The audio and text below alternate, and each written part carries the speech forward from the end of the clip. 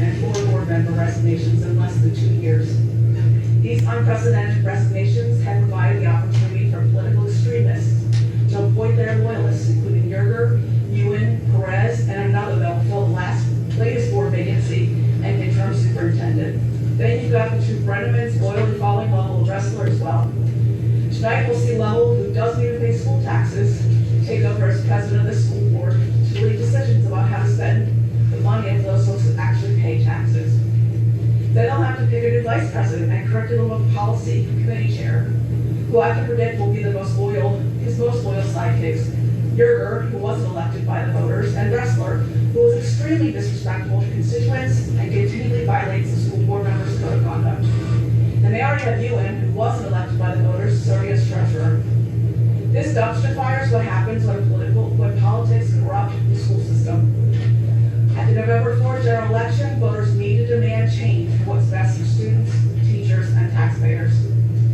Our PSSA proficiency scores have continued to drop over a decade, leading to our district having the lowest scores in the county. Yet this board, with the exception of Sullivan and Miller, voted to promote Dr. Mitchell to superintendent despite his failure to improve academic proficiency as assistant superintendent responsible for curriculum and instruction. This is not putting students first. And now, after less than a year, Dr. Mitchell has resigned, and the district has delayed a response to my request for the outcome of annual performance reviews. The board's school directors must not delay compliance with the PA Public School Code of 1949, Section 1073.1B1, that indicates, quote, upon completion of the annual performance assessment, the Board of School Directors shall post the date of the assessment and whether or not the district superintendent and assistant district superintendent have met the agreed to objective performance standards on the school district's publicly accessible internet website. This has not been done. Why are they hiding it? This is not transparency.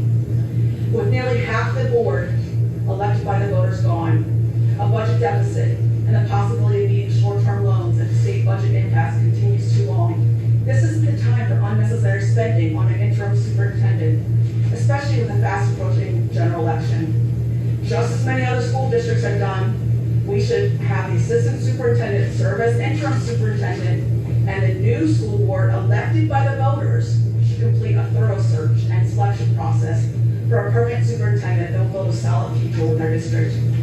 I refuse to stand by while this district's leadership attempts to silence and intimidate the constituents they are responsible for serving. I and others make public statements, send emails, and use every other avenue possible to communicate with district leadership, just to be ignored or disrespected. According to the Sunshine Act FAQs posted on the PA Office of Public Records, quote, although members of the agency are not required to provide an answer, it is good practice to do so whenever possible. Answering questions can demonstrate commitment to helping constituents, end quote. You refuse to respond to your constituents. All too often we see 8-to-1 votes with little to no discussion as to why school members are voting the way they are, and leave the public wondering how much is being done behind closed doors. I have made every attempt to address this district's repeated violations of the Sunshine Act and blatant disregard for open government to no avail.